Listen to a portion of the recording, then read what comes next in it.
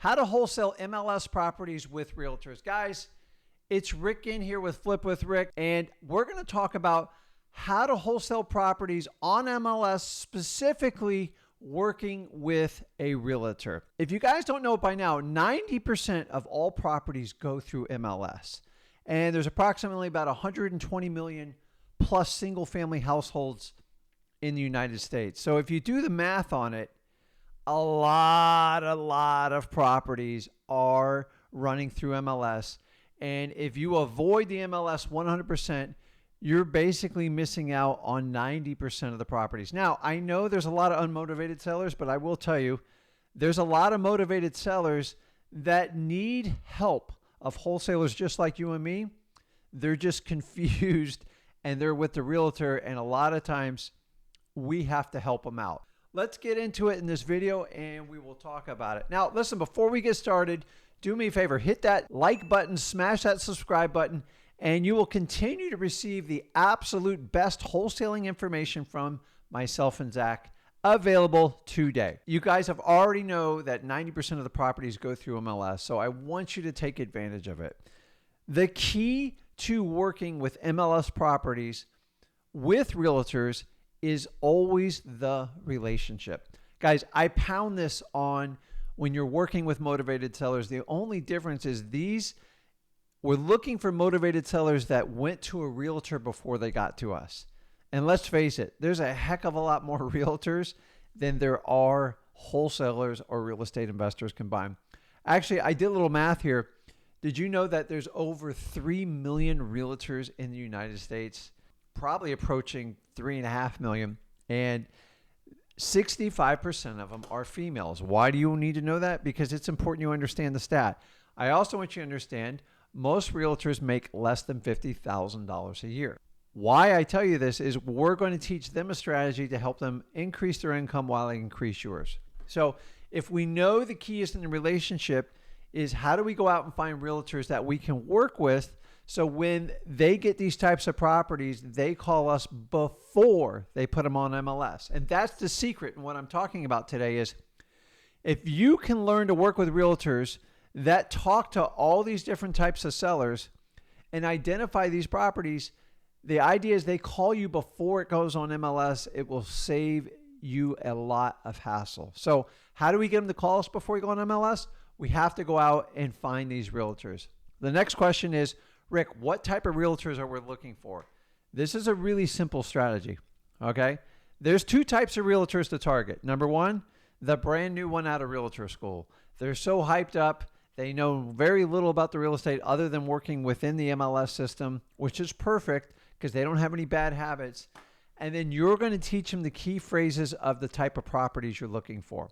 Now, I've met a lot of realtors over my career, and I will tell you this. Most realtors don't understand when they got a property that's run down, got mold or something, that putting it on MLS is not the best step for that seller or for the realtor themselves. Why? Because it really needs a cash buyer like you and me to quickly solve the problem. The real money in the realtor is churning that property around, getting it back to its highest and best use, and looking like a hero to the seller, which inevitably would be you and me.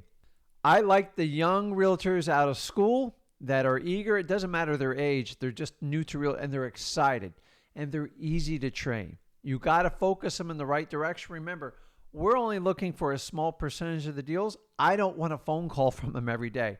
To be honest with you, most realtors only contact me once or twice within a quarter. If they're calling you once or twice a day, you're not teaching them how to identify the right properties, the fixer-uppers, the ones that need rehab, the ones that are vacant, the ones that are run down by tenants or tired landlords. Those are the ones, or the ones where the homeowner doesn't want anybody trampling through their house. This is a perfect situation where they can still sell the house, have very little to no traffic go through the property, and they get their full commission, and that's what you're looking for. The second type of realtor we're looking for is a more seasoned realtor. This is a realtor that actually really enjoys working with people like you and me.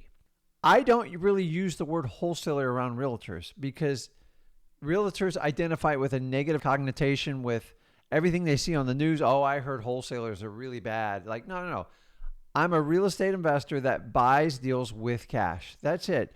Don't use the word wholesaler because it's not going to help you out. So you're a cash buyer, you're just a real estate investor. When I find ones that want to work, realtors that want to work with investors, is once again, you teach them very specifically what you're looking for. Hey, if the property's not sellable, it's not financeable, it's in these areas, or it's run down, or it needs, more than $10,000 of rehab, just call me. And once again, that realtor will only call you probably 2 or 3 times a year because they do not want to waste your time. Now, I will tell you this, if you don't train them, they'll keep bringing you deals. And then after you keep turning them down, they'll just get frustrated. And they're like, I'm not going to send Rick any more deals. He's wasting my time. It's important they understand you're only looking for specific types of deals, rundown properties, stuff that needs work, properties that you can't traditionally finance.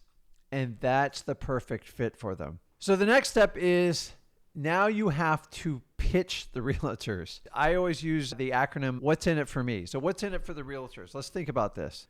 If they have a rundown property, putting that property on MLS is painful if they're not prepared for it. So most realtors don't know how to vet cash buyers at all. They're actually clueless on this process because they don't deal with them. And they try to stick traditional people into these properties, buyers, and they all fail in inspections, and it winds up really ticking off the home seller, and the agent spins their wheels and wastes a bunch of time and gets everybody upset about it. If they identify these properties up front and they call you before they put it on the market, they can save face. Because let's face it, if you're going to buy the property, you're going to fund it with cash, get past the inspection period, no buyers have to really trample through the house other than your buyers. It saves the realtor a lot of effort. They don't have to show it. They don't have to do anything. Oh, and let's talk about the commission again. You can have the agent represent you in buying the property. Ding, ding, ding. The greed bell goes off. They get the full 5-6%, or they get a discounted rate back to their seller, and they look like a hero. Here's the last part of the equation of what's in it for the realtor other than your beautiful cash offer. Think about this. I like to tease realtors with this. The word here is tease. I never guarantee.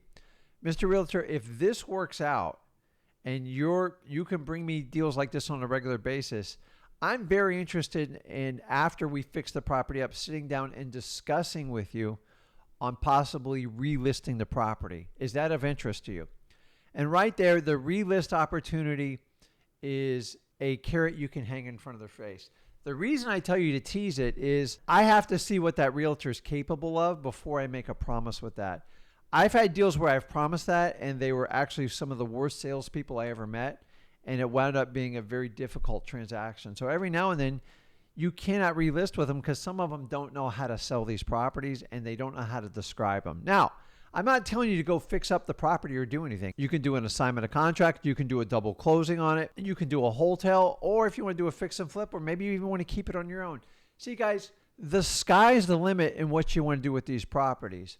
All I'm trying to do is teach you to engage a relationship with these real estate agents. Now, I don't want every real estate agent. The fact of the matter, most real estate agents do less than 3 deals a year.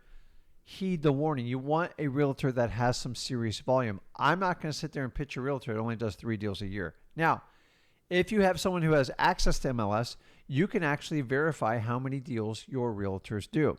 The other type of realtor I'm going to target is one that maybe does like a certain neighborhood where you buy in, and you can easily search that information by pulling it up on PropStream. You go to listrei.com and look it up there, and you can look at an area. If I see someone's done 6, 10, or like a dozen or more transactions, and that's a realtor I definitely want to spend some time with. And you're going to have to convince them that you are a no-hassle, fast, easy cash transaction, and you'll get the deal done. And in return, they can collect both sides of the commission and get a deal done fast, and possibly have the ability to relist the property when it's done. But I'm just telling you, not all agents qualify for that. And if you promise it up front and you don't do it, you will burn that relationship, and you don't want to do that. Now, here's a great little tip.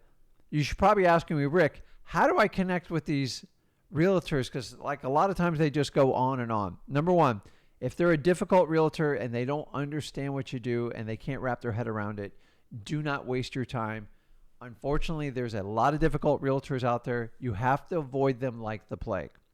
You need a realtor that's going to listen to you. As I said, one that's fresh out of school and it's eager to get started is great, or one that has a niche and they love to work with cash transactions and investors, or they do a lot of transactions in an area you're farming. Those are the ones I'm targeting. The key with them, if you develop that relationship, you get these properties before they go on MLS. How do we connect with them? Go to any type of networking event. Your local Realtors Association has tons of them. It's kind of like a RIA meeting, but it's for realtors. And you just got to identify the ones that are players. Do as much research as you can before. Social media is probably your best way to research. Zillow and Google as well with that. Last tip here, guys, before I go is find out what their birthday is, their anniversary is, what their kids like to do, what they like to do. And when it comes around the holidays and birthdays, 4th of July or anything like that, just get them a little gift and let them know you're thinking of them. It's not about the money, it's about the thought. It could be even a thank you card. I like to do a thank you card every time they give me a deal, and then you can put a gift card in there as well. Yes, Rick, but Rick, you're already paying them commissions. I get it, but remember, it's the thought that counts. And if you could put some thought and find their birthday or give them a special holiday treat or something like that, it goes a long way. I've had people talk for years after I gave them a Christmas gift or anything like that on how thoughtful and everybody else, I didn't think about them, and that was really special. You did that, Rick. And next time I find a house has a challenge, I'm going to call you right away. Guys, it can be under like $5-10. It's not a big deal. But if you can take care of them and do what I do, traditional sales calls, go out during those times, go and meet and greet everyone. And when you have time, you should be talking to them when you don't have deals from them so they keep you on top of mind. That's a little trick I use. I'm telling you guys, it works phenomenally. And I want you to go ahead and try it out. Guys, there is no reason that you cannot work with realtors for these properties on MLS. Increase your deal flow. Remember, 90% of deals go through MLS. You need to get access to it. The best way you can do it is work with realtors to find motivated sellers on the MLS. Guys, tell me what you think. Are you going to work with realtors to get properties on the MLS? Let me know below in the comments. And if you like this type of information, do me a favor, smash that like button, hit that subscribe button, and continue to receive the absolute best wholesaling information up to date from myself and Zach. Guys, this is Rick, and I'll see you in the next video. Thanks.